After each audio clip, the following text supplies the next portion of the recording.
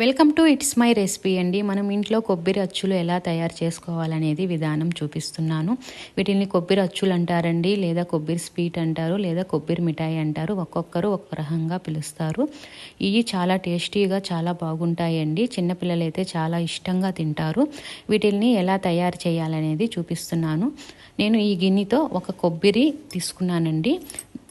దీంతో 2 షుగర్ అనేది వేసుకోవాలండి. ఈ కొలత మనం ఏ గిన్నెైనా తీసుకోండి, కానీ 1 కొబ్బరి ఉండాలా, 2 షుగర్ అనేది ఉండాలండి. కొబ్బరి నేను మిక్సీకి వేసుకున్నాను. తురుముకోవచ్చు, మిక్సీకి వేసుకోవచ్చు అండి. నేనైతే మిక్సీకే వేసుకున్నాను.